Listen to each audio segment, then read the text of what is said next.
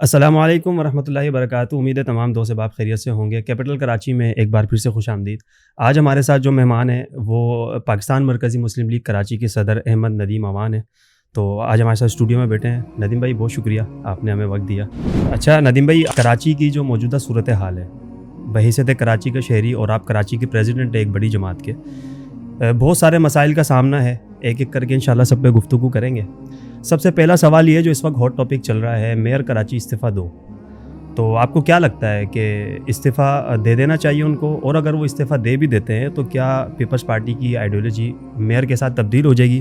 یہ جو ایک سیاسی جماعت ہے، کچھ لوگوں نے انڈیویجولی ٹرینڈ چلایا ہوا ہے کہ مرتضیٰ وہاب استعفیٰ دو، کیا خیال ہے استعفیٰ دینے کے بعد کچھ تبدیلی آ سکتی ہے؟ سب سے پہلے تو میں کیپٹل کراچی اور آپ کا شکریہ ادا کروں گا، اور دوسری بات ہے کہ کراچی میں حالیہ جو یہ معاملہ ہوا ابراہیم 3 سالہ، جی میں سمجھتا ہوں یہ پہلا واقعہ نہیں ہے۔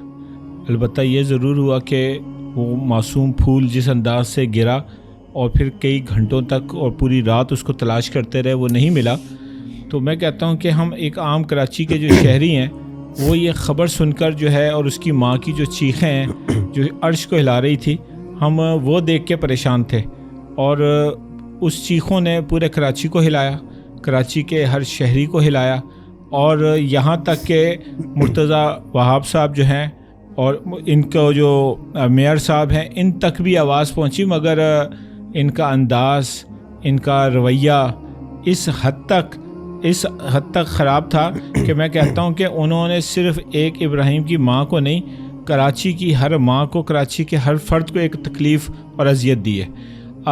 میں سمجھتا ہوں کہ مہذب دنیا کے اندر جب لوگ دیکھتے ہیں کہ وہ اپنا کام صحیح نہیں کر پا رہے تو پھر وہ استعفیٰ دے کے گھر بھی چلے جاتے ہیں، اور یہاں جو صورتحال ہے وہ سالانہ، بلکہ اب میں بات کروں تو پچھلی تسلسل کے ساتھ بچے گٹر میں گر رہے ہیں، لوگ مر رہے ہیں، ایک مہینے میں کئی اموات ہوتی ہیں، اور ایک مہینہ، دوسرا مہینہ، تیسرا مہینہ اگر آپ ان سے بچ جاتے ہیں تو باولے کتے جو ہیں وہ لوگوں کو کاٹ رہے ہیں اور میڈیسن موجود نہیں ہے، آپ وہاں سے بچ جاتے ہیں تو جو سڑکوں کی صورتحال ہے اس میں ایکسیڈنٹ ہو جاتے ہیں، یہاں سے بچ جاتے ہیں کسی ہیوی ٹریفک کے جو ہے وہ ڈمپر کے نیچے آ جاتے ہیں، آپ وہاں سے بچ جاتے ہیں، تو شہر کے اندر اسٹریٹ کرائمز اتنے زیادہ بڑھ چکے ہیں کہ اس سال اب دسمبر میں ہم چل رہے ہیں، کوئی مہینہ ایسا نہیں ہے کہ جس میں 5300 5400 سے فگر نیچے گراؤ۔ اب جس شہر کی صورتحال یہ ہو تو وہاں پہ آپ اپنے آپ کو انتظامی طور پہ یہ کہیں کہ ہم یہاں پر موجود ہیں، شہری حکومت ہماری ہے، صوبائی حکومت ہماری ہے، لوگ چیخ رہے ہیں، لوگ چلا رہے ہیں، آپ ڈھیٹ بن کے بیٹھیں، یہ کرسی یہ جنازہ نہیں ہے، آپ اتریں، استعفیٰ دیں اور واپس جائیں۔ ہم تو یہ بات سمجھتے ہیں کہ جو آپ کے پاس، دیکھیں ایک بات ہے، یہ کہتے ہیں کہ ہمارے پاس شہری حکومت اب آئی ہے، کراچی میں 3 لاکھ ڈھکن ہے، گٹر ہیں 20,000 کے اوپر جو ہے نا جس وقت ڈھکن موجود نہیں ہے، تو بھائی بات یہ ہے کہ یہ کس کا کام ہے؟ یہ آپ ہی کا کام ہے نا۔ کبھی آپ کہتے ہیں کہ میں اتنا بے بس ہوں کہ 106 سڑکوں کے علاوہ میرے پاس کچھ بھی نہیں ہے، تو 106 سڑکوں پہ بھی تو آپ کچھ نہیں کر رہے، وہاں پہ بھی تو آپ کی جو انتظامی نااہلی ہے وہ بھی کھل کے سامنے آ گئی ہے، تو آپ لوگوں کا قتل نہ کریں، آپ مزید بچے جو ہیں ایسے جو پھول ہیں ان کو مسئلے نہ، آپ شہریوں کے جو معاملات ہیں اگر حل نہیں کر سکتے تو بہت ہی باوقار طریقہ ہے آپ استعفیٰ دیں اور گھر چلے جائیں۔ ندیم بھائی، استعفیٰ دینا، یہ مطالبہ کرنا، یہ تو ہر کوئی کر لیتا ہے، ہم نے بھی جذبات میں آ کے اس وقت اس بچے کی ماں کی چیخیں سن کر یہ اس ٹرینڈ کا حصہ بھی بنے، لیکن بعد میں یہ خیال آیا کہ پورے سندھ کے اندر پیپلز پارٹی کی حکومت ہے، اگر مرتضیٰ وہاب صاحب استعفیٰ دے بھی دیتے ہیں تو کیا خیال ہے نیا کوئی اور آئے گا جو پیپلز پارٹی کی آئیڈیالوجی سے ہٹ کے کام کرے گا؟ دیکھیں پہلی بات تو یہ ہے کہ صوبائی حکومت ان کے پاس ہے، جی، سندھ کے تمام شہری جو شہر ہیں، شہری حکومتیں، وہ تقریباً تمام بڑے شہروں کی ان کے پاس ہیں۔ جی، کہا یہ جا رہا تھا کہ اگر میئر پیپلز پارٹی کا بنے گا تو اس کو فنڈز بھی ملیں گے، ڈیلیور کرے گا، پہلی دفعہ کوئی جیالہ میئر آیا تو یہ شہر کو جو ہے نا بدل کے رکھ دیں گے اور بہت کچھ کر لیں گے۔ اچھا بھائی، اب آپ کے پاس میئر بھی آپ کا ہے، صوبائی حکومت بھی آپ کی ہے، میں تو کہتا ہوں کہ وفاق کے اندر آپ ہی کی ملی بھگت کے ساتھ حکومت بھی آپ کی ہے، جی، ٹھیک ہے، آئینی عہدے بھی آپ ہی کے پاس ہیں، صدر بھی آپ ہی کا ہی ہے۔ اچھا، اس کے بعد اگر کراچی والوں کو اگر بدلتا ہوا نظر نہیں آتا کہ لوگ کراچی شہر کے اندر آتے ہیں، میں کہتا ہوں ایک وقت تھا فیاض بھائی، لوگ کراچی آنے کا خواب دیکھتے تھے، دبئی ہوتا تھا کراچی، سر کراچی دبئی ہوتا تھا، اور دبئی جو تھا وہ ریت تھی، آج دبئی کیا ہے اور کراچی کیا ہے، میں کہتا ہوں چھوڑیں یار دبئی کو بھی، آپ کراچی کا مقابلہ جو ہے نا لاہور اسلام آباد سے کر لیں. وہ لاہور جب ہم جاتے تھے نا وہاں ٹانگیں چلتے تھے، گندگی ہوتی تھی، جہاں پہ کوئی چیز ممکن نہیں ہوتی تھی. آج وہاں پہ میٹرو ٹرین چل رہی ہے، اورنج لائن ٹرین چل رہی ہے، میٹرو چل رہی ہے، فلائی اوورز ہیں، انڈر پاسز ہیں، بہترین سڑکیں، بہترین ٹرانسپورٹ ہے. اور وہ کراچی کے جہاں سرکولر ریلوے چلا کرتی تھی، ٹرام چلا کرتی تھی، ڈبل ٹیکر بسیں چلا کرتی تھی، آج وہاں چنگچی رکشے چل رہے ہیں، سڑکیں ہیں ہی نہیں. جس کی سڑکیں دھلا کرتی تھی آج وہ سڑکیں نہیں ہو شہر میں. 80% سے زیادہ سڑکیں ادھڑی ہوئی ہیں. اور اگر کسی جگہ پہ کوئی منصوبہ شروع کر دیا گیا، ابراہیم جہاں پر مرا ہے، جی جاں بحق ہوا ہے، شہید ہوا ہے، میں کہتا ہوں کہ BRT منصوبہ تھا. یونیورسٹی روڈ پاکستان کا مستقبل سارا وہاں پر ہے.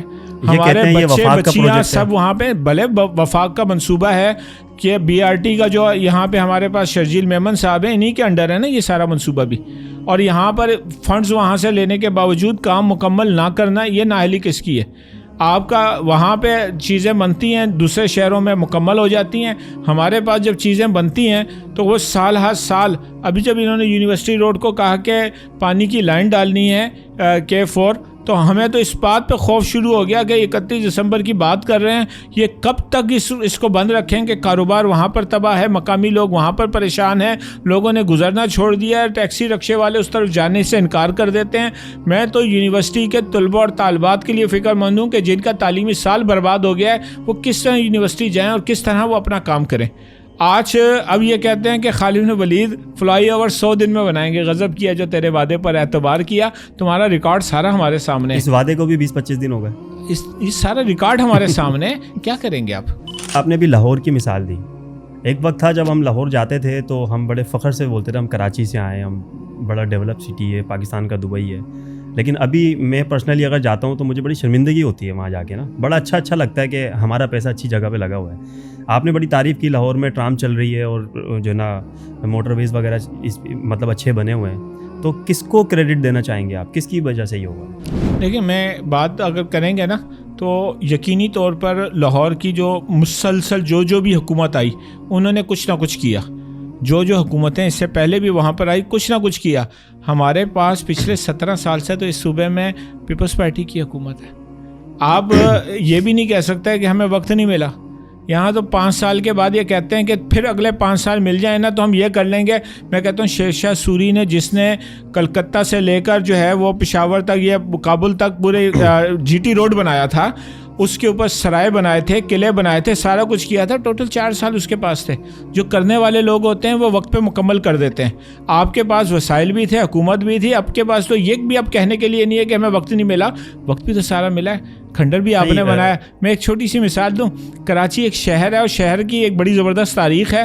میں کہتا ہوں کہ اگر دنیا کے جو شہر ہے نا شہر، ان کی اگر کوئی دستیاب تاریخ اٹھائیں گے نا تو منجو دڑو سب سے زیادہ جو ہے نا جدید شہر ہوا کرتا تھا.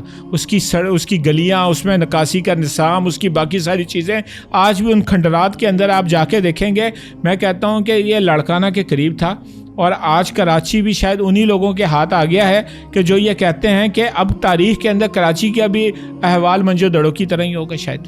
لیکن منجو دڑو تو اس وقت ایک ڈیولپ سٹیز تھا نا. یہاں تو کراچی بھی ڈیولپ سٹی ہوا کرتا تھا ان کی حکومت سے پہلے.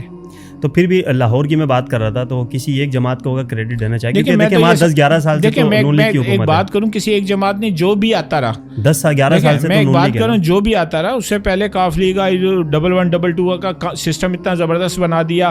اس سے پہلے فلاں چیزیں آئی. میں کہتا ہوں دیکھیں، جنہوں نے بھی کام کیا ان کے کام کی تعریف ہونی چاہیے.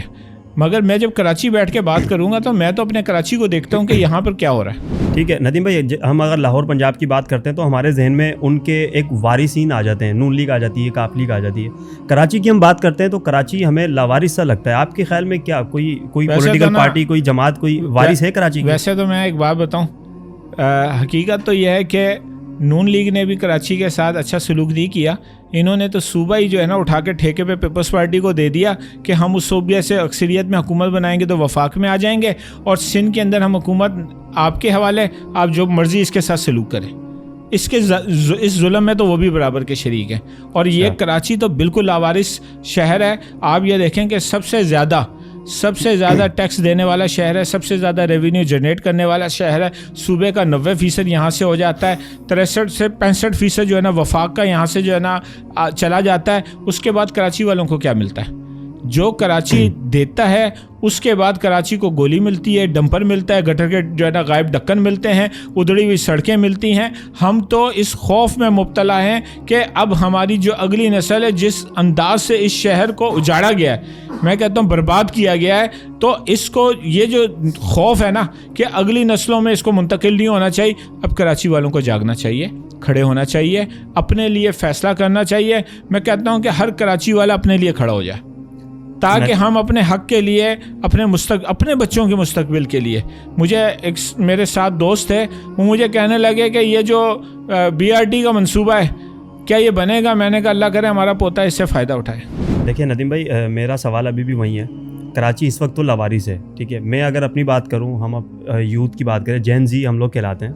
ہمیں آنے والے فیوچر میں بھی کراچی کی کوئی قیادت نظر نہیں آتی, تو ہمیں کس طرف دیکھنا چاہیے؟ دیکھیں, مایوسی تو ہمیں نہیں ہے.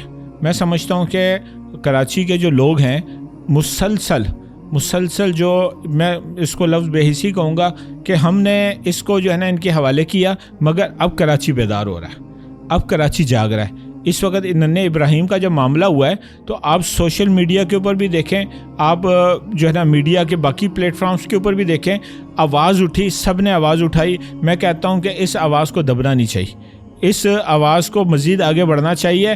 ہاں ایک بات ضرور ہے کہ ہم میں سے ہر شہری, کراچی کا ہر شہری وہ اپنا کردار ادا کرنے کا فیصلہ کرے, ہم کراچی کو بدل دیں گے. بھائی اس طرح تو دیکھیں چھوٹے چھوٹے ایشوز ہوتے رہتے ہیں, ڈمپر کے ایشوز ہوئے, یہ بچے کا ایشو ہوا, اس کے اوپر قوم یکجان ہو جاتی ہے, لیکن وہ سوائے نعرے بازی کے, احتجاج کے اور کیا کر سکتی ہے؟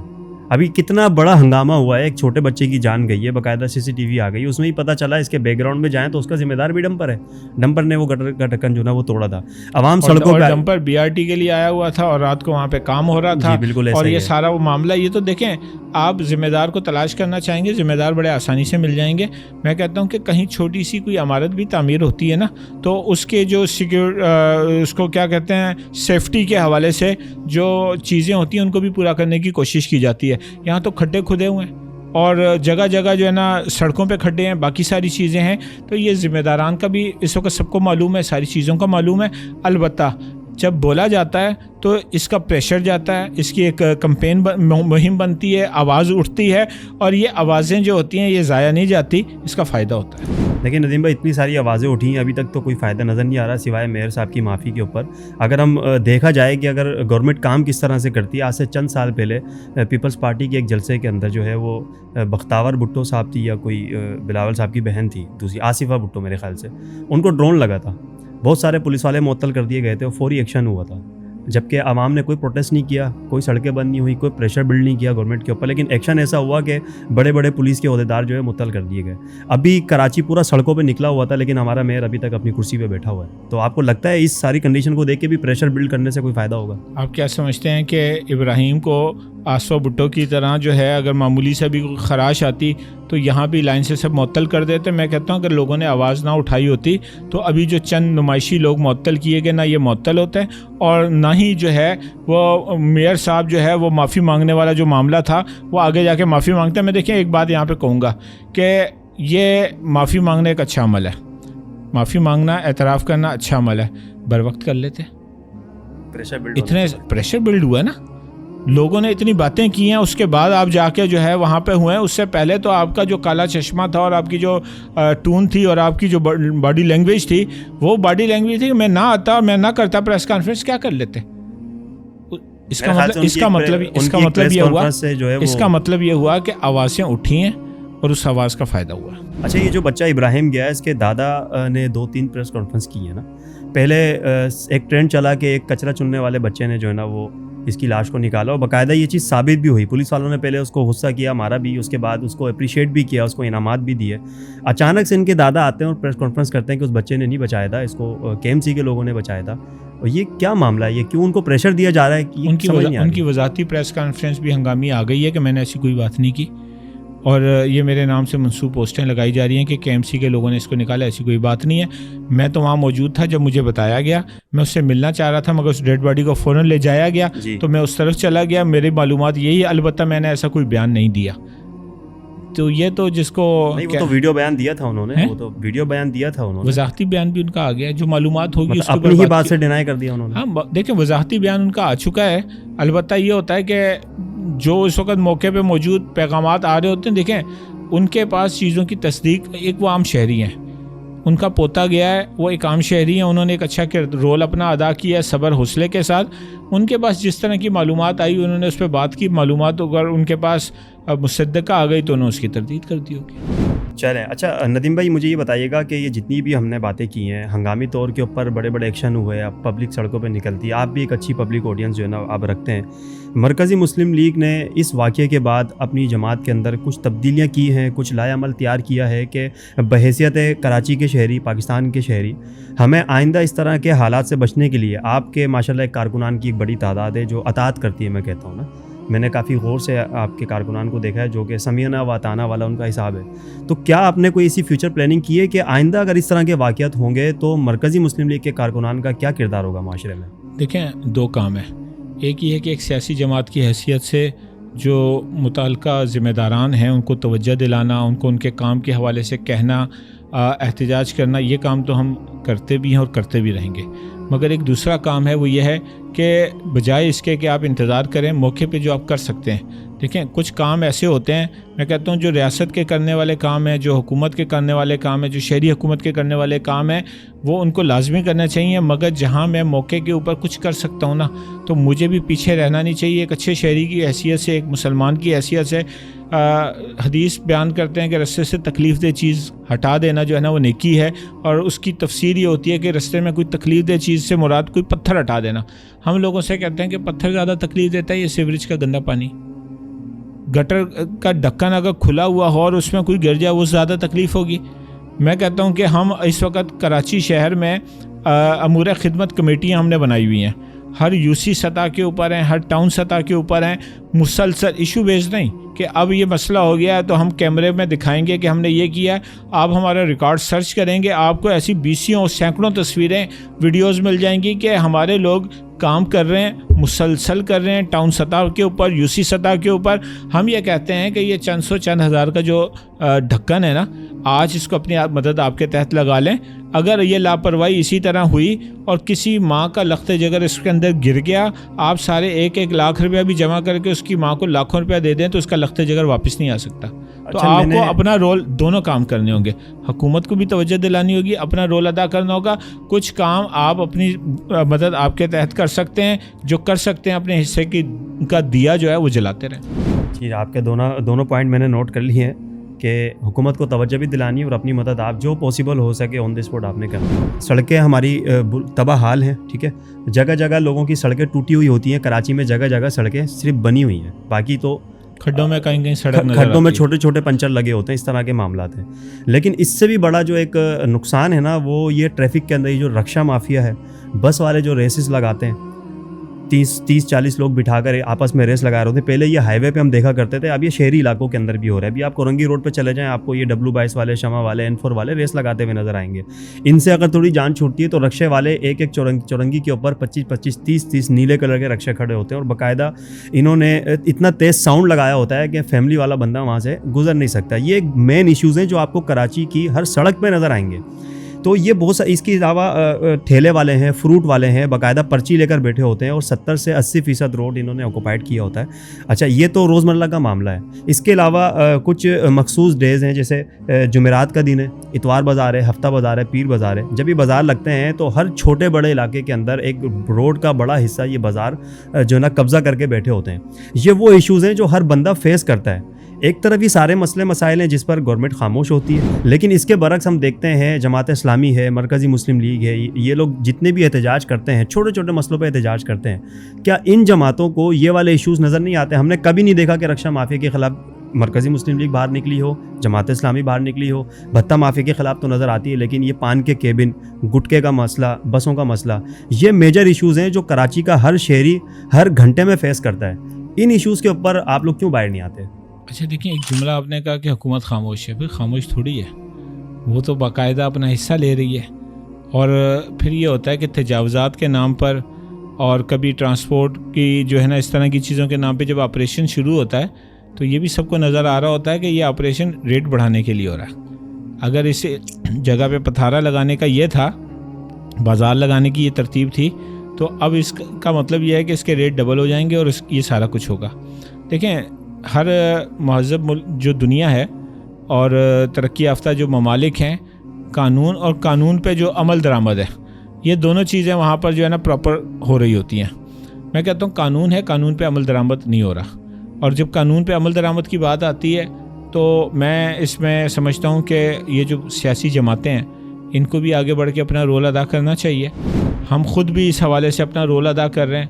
سڑکوں کے اوپر حادثات کا جب معاملہ آیا تو ہم نے موٹر سائیکلز کے حوالے سے کوشش کی کہ صرف یہ نہ کریں کہ ہم ایک بیان جاری کر دیں. ہم نے جو ہے نا کراچی کے اندر تمام اسٹیک ہولڈرز کو بلایا، اے پی سی کی، ان تمام ایشوز کو دیکھا، ان میں جو ٹرانسپورٹرز تھے ان کو بھی بلایا، تاجر تنظیموں کو بھی بلایا، اور پھر ان ساری چیزوں کو باقاعدہ 17-18 نکات کو لکھ کر وزیر اعلیٰ سندھ کو بھی بھیجا، آئی جی ٹریفک کو بھی بھیجا، اسی طرح دیگر جو اعلیٰ عہدیدار تھے ان کو بھی وہ ساری چیزیں بھیجی کہ یہ ضرورت ہے. اور پھر اس کے ساتھ دوسرا کام ہم نے خود سڑکوں پر نکل کے لوگوں میں ہیلمٹ تقسیم کیے، سائیڈ مرر آگاہی مہم شروع کی. یہ سارا کام ہم نے کیا. میں سمجھتا ہوں کہ جہاں جہاں یہ ساری چیزیں ہیں ہم ان چیزوں کے اوپر آواز بھی اٹھاتے ہیں، بات بھی کرتے ہیں.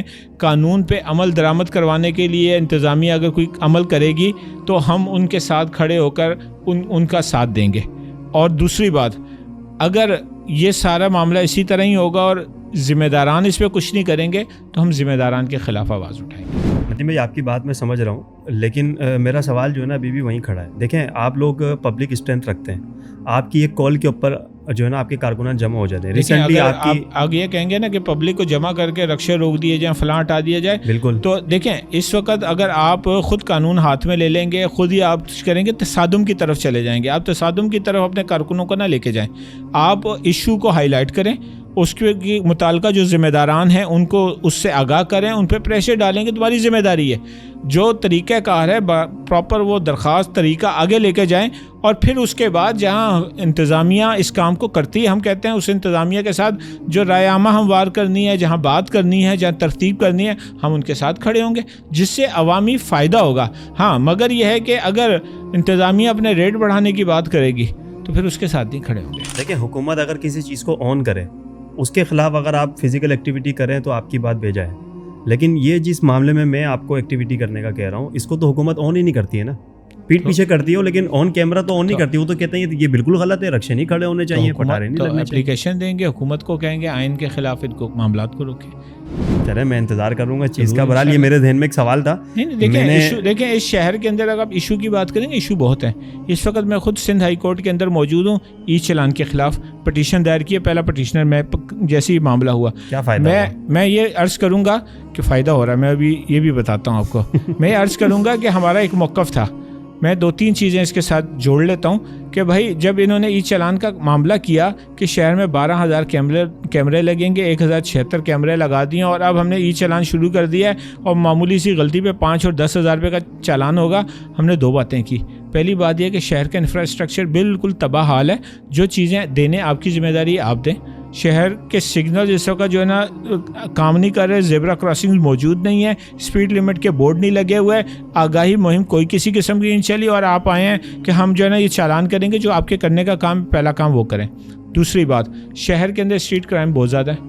اسلام آباد اور لاہور سے پہلے کراچی کے اندر سیف سٹی کیمرے لگنے چاہیے تھے. یہ بہت بڑا 3 کروڑ آبادی والا شہر ہے.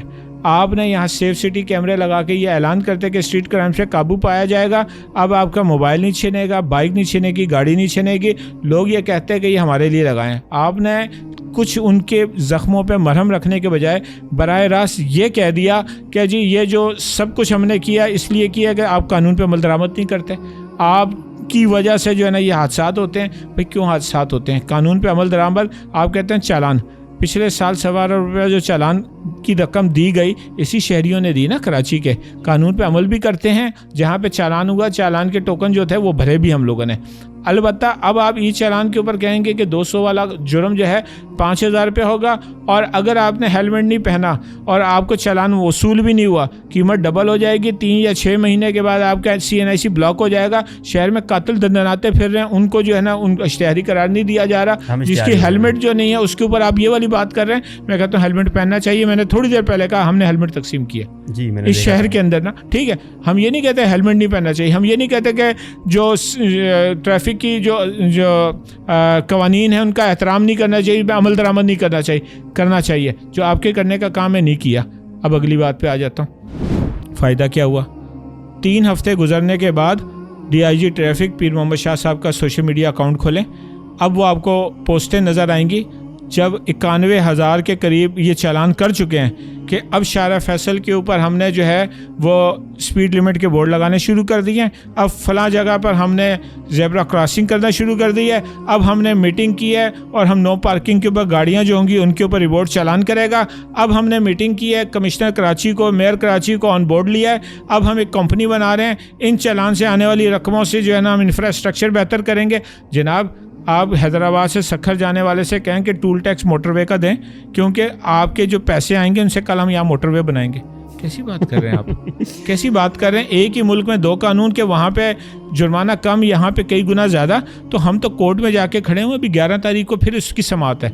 ان سے سب کو جو ہے نا ان سے جواب طلب کیا گیا ہے, خود یہاں پہ بلایا گیا ہے. میں سمجھتا ہوں کہ معزز عدالت جو ہے وہ شہریوں کا جو یہ مسائل ہیں ان کا مسئلہ حل کرے گی. ہم نے یہ نہیں کہا کہ آپ یہ چالان ہی نہ کریں, آپ یہاں پہ ای چالان نہ کریں, آپ کیمرے نہ لگائیں. ہم کہتے ہیں یہ پہلے لگنے چاہیے تھے, مگر ان سڑکوں کے اوپر جو کام آپ کے کرنے کا تھا, آپ خود ہی کہتے ہیں کہ ہمارا انجینئرنگ ڈپارٹ جو ہے وہ تو کام ہی نہیں کر رہا تھا, ایکٹیو ہی نہیں تھا, بھرتیاں ہی نہیں تھی. سندھ گورنمنٹ نے بھی یتیموں والا سلوک کیا, بجٹ ہی کوئی نہیں تھا. اب ہم ان کاموں کی طرف توجہ دلا رہے ہیں. تو جناب یہ توجہ آپ کے پاس جب یہ اربوں روپے کا بجٹ آیا تھا نا, یہ پہلے ہوم ورک کرنے کا کام تھا. اس کے بعد آپ شہریوں کے اوپر کرتے. ایکسائز کا ابھی تک آپ کا ڈیٹا دوسرے صوبوں کے ساتھ ایکسچینج نہیں ہوا.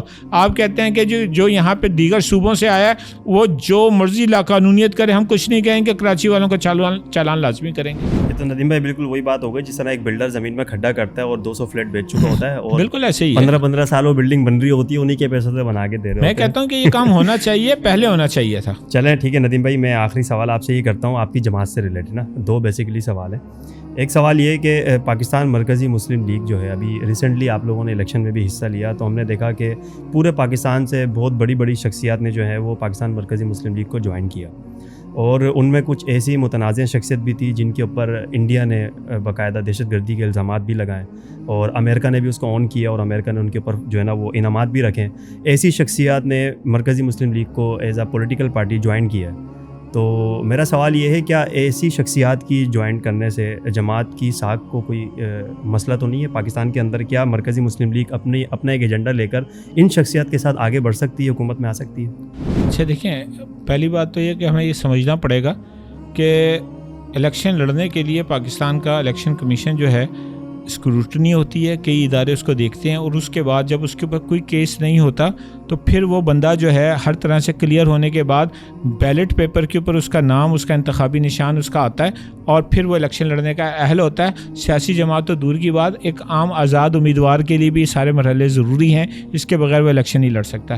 500+ کینڈیڈیٹس کے ساتھ ہم نے 2024 کا الیکشن لڑا, اور ہمارے یہ لوگ چونکہ الیکشن کمیشن اور اس کی اسکروٹنی اور تمام مراحل سے گزر کر آئے تھے, ان میں سے کوئی ایک بندہ بھی ایسا نہیں کہ جس کے اوپر کوئی FIR ہو, اس پاکستان کے اندر کوئی اس کے اوپر کوئی الزام ہو, کوئی اس کا شناختی کارڈ بلاک ہو, کوئی اس کا اور بینک اکاؤنٹ کا معاملہ ہو, کسی قسم کی اس کی کرمنل ایکٹیویٹی ہو. کلیئر ہوا ہے تو وہ اس وقت الیکشن لڑنے کا اہل ہے. ایک بات. دوسری بات, انڈین پراپیگنڈا. انڈیا تو ہر چیز پہ پراپیگنڈا کرتا ہے. انڈیا کی کیا بات کریں گے آپ؟ اچھا پھر ایک اس سے اگلی بات, کسی ملک کا کسی کے اوپر الزام لگانا یا پابندی لگانا, کیا اس کا پاکستانی محب وطن شہری ہونا یہ جو ہے نا ختم ہو جائے گا؟ میں کہتا ہوں ڈاکٹر عبدالقدیر خان جو ہمارے ایٹمی سائنسدان تھے, ایٹم بم کے جو ہے نا پاکستان کا جو کریڈٹ ہے جن کو جاتا ہے, ان کے اوپر امریکہ نے بھی بہت ساری پابندیاں لگائی, یورپی یونین نے پابندی لگائی. ہم کہتے ہیں وہ محسن پاکستان ہے, پاکستان کو ایٹمی قوت بنانے والے ہیں. کوئی ان کی کسی بھی بات پہ کوئی بات کرتا ہے، پاکستان کے قانون کے اندر ہے کہ ہم بات کریں گے۔ الحمدللہ پاکستان مرکزی مسلم لیگ جو ہے، ہم عام دعوت دیتے ہیں، ہر پاکستانی اس پلیٹ فارم پر آ سکتا ہے، وہ پاکستانی ہونا چاہیے اور اس کا کوئی کرمنل ریکارڈ نہ ہو، وہ آئے اس پلیٹ فارم کے اوپر۔ ابھی ان دنوں ہمارا انٹرا پارٹی الیکشن چل رہا ہے، اور انٹرا پارٹی الیکشن کا جو اصل مقصد ہے وہ یہ ہے کہ نئے چہرے، نئی قیادت، سیاسی سمجھ بوجھ والی، وجاہت والے جو لوگ ہیں وہ آئیں، ہم ان کو یوسی سطح سے صدر منتخب کریں۔ کانٹے کے مقابلے چل رہے ہیں اس وقت، پورا طریقہ کار وہی ہے جو کسی بھی الیکشن کا ہونا چاہیے کہ امیدوار اپنے کاغذات نامزدگی پراپر جمع کراتا ہے، اسکروٹنی ہوتی ہے، انتخابی نشان جاری ہوتا ہے، اپنی کمپین چلاتا ہے۔ ہمارے جو رکنیت سازی فارم کے بعد ہماری جو ووٹر لسٹ بنتی ہے، اس ووٹر لسٹ میں ووٹر سے رابطہ کرتا ہے، اپنی ترتیب بتاتا ہے، ان کے مطابق جو ہے ہمارا جو رکن ہے وہ اس کو ووٹ دینے کا اہل ہوتا ہے، اور وہ کانٹے کے مقابلے کے بعد بڑی تعداد میں ووٹ لے کے علاقے میں منتخب ہوتا ہے۔ وہ کوئی بھی نیا چہرہ ہو سکتا ہے، میں کہتا ہوں پاکستانی ہونا شرط ہے، محب وطن ہونا شرط ہے، کوئی اس کا کرمنل ریکارڈ نہ ہو، اور وہ آئے اور وہ مرکزی مسلم لیگ کی جو قیادت ہے سنبھالے، مرحلہ وار وہ اوپر آئے۔ تو اللہ کا شکر ہے کہ ہم پاکستان کے قانون کی، آئین کی جو ہے وہ اس کو ماننے والے لوگ ہیں، عمل کرنے والے لوگ ہیں، اور اس کا ریکارڈ پاکستان کے تمام جو قانون نافذ کرنے والے ادارے ہیں، پاکستان کا میڈیا ہے، میں کہتا ہوں اس سے بڑھ کر پاکستان کے جو شہری ہیں سب اس کی گواہی دیں گے۔ چلیں، انٹرا پارٹی الیکشن کا بھی سوال میرا نیکسٹ تھا آپ سے، آپ نے اس کو پہلے ہی اس کا جواب دے دیا۔ ایک چھوٹی سی جو نا ذہن میں ایک آئیڈیا تھا کہ پاکستان کے اندر 300+ پولیٹیکل پارٹیز ہیں، اس طرح کے اندرونی طور پہ الیکشن میں نے نہیں دیکھے۔ ایک جماعت اسلامی کے کچھ دیکھیں، باقی جمہوری پارٹی کے اندر تو اس طرح کے نہیں ہوتے۔ تو یہ کوئی نئی چیز ایڈ ہوئی ہے یا ہماری جو پولیٹیکل سو کالڈ پارٹیز ہیں یہ کرتی نہیں ہے تو اس لیے ہمیں ان کا پتہ نہیں ہے؟ دیکھیں، الیکشن کمیشن یہ کہتا ہے کہ جس طرح آپ اپنا انٹرا پارٹی الیکشن کروانا چاہتے ہیں طریقہ کار دیں اور اس کے مطابق کریں، چاہے آپ مرکزی سطح پہ کریں، صوبائی سطح پہ کریں، ضلعی سطح پہ کریں، اس کے مطابق آپ اس کام کو کریں۔ پاکستان کے اندر بڑی خوبی یہ ہے کہ جو موروثی سیاست ہے وہ بھی آگے بڑھ رہی ہے، اور کارکن کو بھی پتہ ہے کہ میں آگے نہیں بڑھ سکتا، بلا مقابلہ مین عہدے جو ہوتے ہیں وہ جو ہے وہ بلا مقابلہ منتخب ہو جاتے ہیں، اور جو کچھ لوگ ہوتے ہیں وہ جب الیکشن کب ہوا، کہاں ہوا، کیسے ہوا، کسی کو بھی پتہ نہیں چلتا، اور اس کے بعد ایک پیپر بنا کے الیکشن کمیشن کو دے دیا جاتا ہے۔ کسی جماعت کے اندر امیر کا الیکشن ہوتا ہے تو وہ ان کی رکن جماعت کے لوگ پورا دیتے ہیں۔ البتہ ہم نے اپنا فیصلہ کیا کہ ہمارے پاس بہت بڑی تعداد میں نئے لوگ آئے، اور بہت کم وقت میں مرکزی مسلم لیگ نے الیکشن کمیشن میں رجسٹر ہونے کے بعد اپنا جو پورے ملک کے اندر جو کام ہے اس میں نئے لوگوں کو بہت بڑی تعداد میں، یہ لوگ مختلف سیاسی جماعتوں کے ساتھ، مختلف مکتبہ فکر کے ساتھ، مختلف جو ہے شعبہ ہائی زندگی کے ساتھ تعلق رکھنے والے لوگ ہیں، اور ہر بندہ اپنی اہلیت، اپنی صلاحیت کے ساتھ آیا۔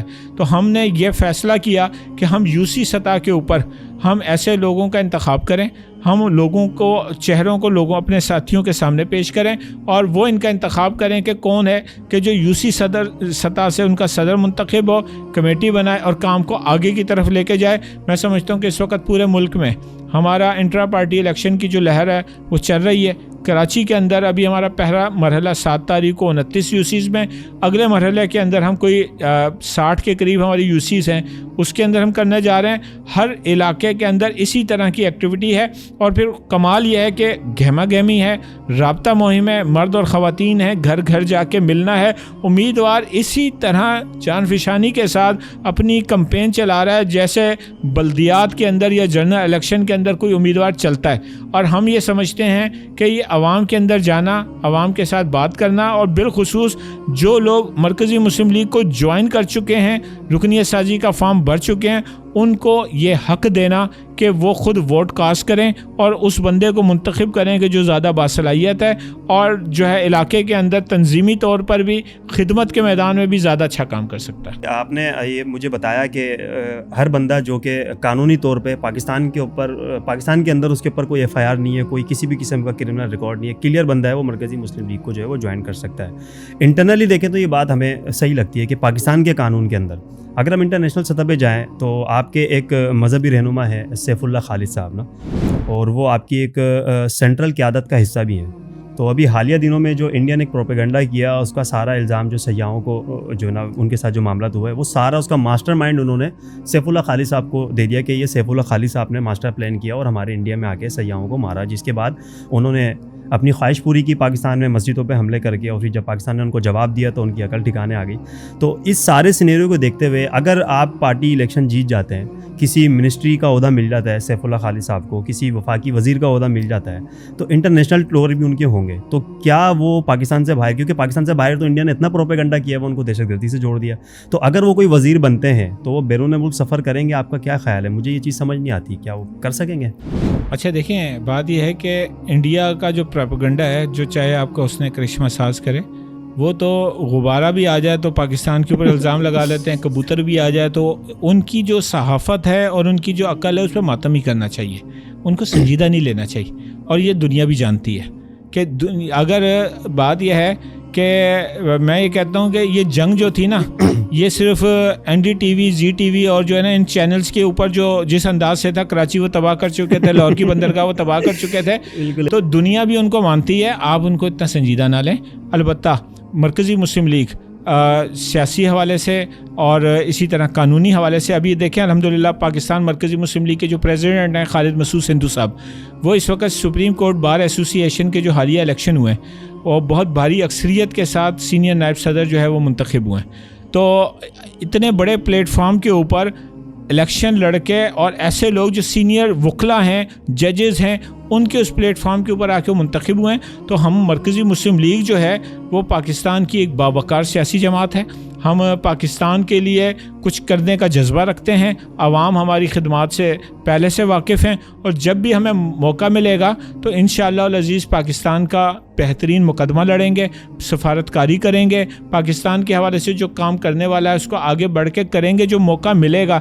میں کہتا ہوں ہم وہ لوگ ہیں، لوگ عموماً الیکشن میں نا ایک بات کرتے ہیں فیاض بھائی، کہ ہم جب جیت کے آئیں گے نا یہ اور یہ کریں گے، ہم روزگار دیں گے، ہم تعلیم دیں گے، ہم صحت دیں گے، ہم فلاں کریں گے۔ میں کہتا ہوں جیت کے آئیں گے تو نہیں، جو ہم اب کر سکتے ہیں نا کر کے دکھا رہے ہیں۔ ہمارے تعلیمی ادارے بھی موجود ہیں، ہمارے ہاسپٹلس بھی موجود ہیں، ہمارا روزگار سہولت پروگرام بھی موجود ہے، اور میں سمجھتا ہوں کہ ہم سیاست میں آئے اس لیے کہ صرف سندھ کی اگر میں بات کروں 40,000 سے زیادہ اسکولز ہیں، ہمارے اسکولز کی تعداد اتنی نہیں ہے۔ ہم سمجھتے ہیں کہ اگر ہم اہل ہوں گے، اللہ ہمیں موقع دے گا تو ہم تعلیم کے میدان کے اندر نا وہ کام کر کے دکھائیں گے جو کرنے کی ضرورت ہے۔ تو اسی طرح انشاءاللہ العزیز سیف اللہ خالد صاحب ہوں، خالد مسعود سندھو صاحب ہوں، ہماری قیادت ہو، ہمارے دیگر لوگ ہوں، ان میں سے جو بھی منتخب ہوگا انشاءاللہ پاکستان کا روشن چہرہ ہوگا، اور پاکستان کا چہرہ دنیا میں روشن کرے گا انشاءاللہ۔ بہت اچھی طریقے سے سمجھایا ندیم بھائی آپ نے۔ سوالات کا سلسلہ جو ہے وہ اور بھی بہت سارے سوالات ہیں، لیکن آپ کا وقت بڑا قیمتی ہے، پھر کسی نشست میں ہم حاضر ہیں، کٹیرے میں بیٹھیں گے، جو سوالوں کا کریں۔ چلیں انشاءاللہ۔ ندیم بھائی بہت شکریہ آپ کا۔ یہ تھے پاکستان مرکزی مسلم لیگ کراچی کے صدر احمد ندیم امان صاحب، جو کہ اس وقت کیپٹل کراچی کے اسٹوڈیو میں تشریف لائے ہیں۔ ان کا بڑا بن ہے کہ ایک میسیج کے اوپر رسپونڈ کرتے ہیں اور اپنا قیمتی وقت ہمیں دے دیتے ہیں۔ ندیم بھائی آپ کا بہت شکریہ۔ انشاءاللہ نیکسٹ کسی پوڈ کاسٹ کے اندر پھر شہر کراچی جتنا بڑا ہے نا، اس کے مسائل بھی اتنے ہی بڑے ہیں۔ میں نے سوچا تھا کہ آپ سے دیگر موضوعات پہ بھی بات کروں گا، لیکن وقت کی کمی کی وجہ سے جو ہے نا اس کو ہم ابھی ادھر ہی سٹاپ کرتے ہیں۔ ندیم بھائی ایک دفعہ پھر آپ کا بہت شکریہ۔ امید کرتے ہیں کہ جو باتیں آپ نے بتائی ہیں اور جو میں نے سنی ہے اس سے ہمارے دیکھنے والے ناظرین کو بڑا فائدہ ہوگا۔ ہر ایک شہری کو اپنی جو ہے نا صلاحیتیں استعمال کرنے کے لیے ان کو ایک موقع فراہم کیا گیا۔ آپ نے جیسے کہا کہ ہر شہری اپنی مدد آپ اپنے جو ہے نا وہ ذمہ داری کو جو ہے نا وہ کرے۔ جس طریقے سے یہ بچے والا معاملہ دیکھ کے میں نے اپنی ٹیم سے بات کی، اپنے لوگوں سے بات کی، تو میں نے 40-50 ڈھکن ارینج کیے گٹر کے۔ تو ان شاء اللہ تعالیٰ اس طریقے سے اور لوگوں میں بھی اویئرنیس آئے گی۔ اس طرح کی ڈسکشن کرنے سے میرے جیسے جو لوگ ہیں، جو یوتھ ہے، وہ کافی کچھ سیکھتی ہے۔ تو ان شاء اللہ تعالیٰ آپ کی باتوں سے کافی کچھ سیکھنے کو ملے گا۔ کیپٹل کراچی سے میرے بہت ہی پیارے مہمان احمد ندیم امان صاحب کو اجازت دیجیے۔ اللہ حافظ۔